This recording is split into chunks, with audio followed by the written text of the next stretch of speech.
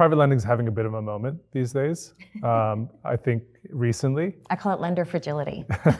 Yeah. So and with the rates now going up, especially you mentioned the nationals, they were down to single digits, but we're seeing that that's no longer the case, and those capital sources are getting more expensive for them. How do you see this as an opportunity for local small private lenders? Well, it's an awesome opportunity. I mean, the lender constriction means that there's less competition for us. So it just makes us look that much better every time a lender fails to perform with their borrower at the funding table. And you take most of the calls. You hear that repeatedly for the last couple of years. Promises broken, coming to the signings, it's like, this is not what we signed up for.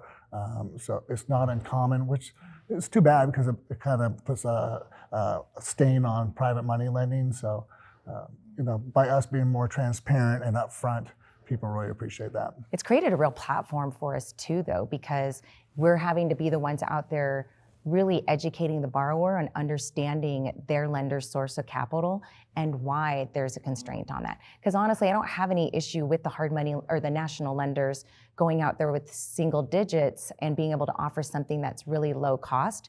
But a borrower needs to understand when that might make most sense for them, why they may not be available for them consistently, and then where private money that might cost a little bit more might be more important just to get the deal finished.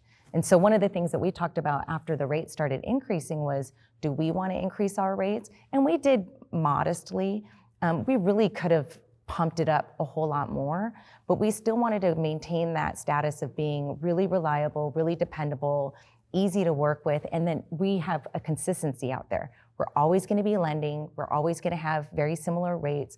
We're always going to have very similar expectations in what we want from the borrower. That won't change when the market's in an up cycle or a down cycle. When rates go up, and we've had numerous Fed rate hikes, deals stop penciling out. So as an investor, I really don't want to have to go back and deal with these, mid double-digit interest rates.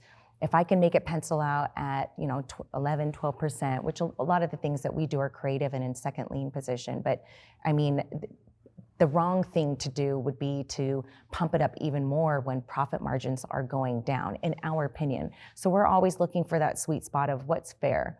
What's the win-win-win situation for us as the originator, for the borrower, and then of course for our private debt fund. How can we make sure that we're providing the best possible scenario for all three to win?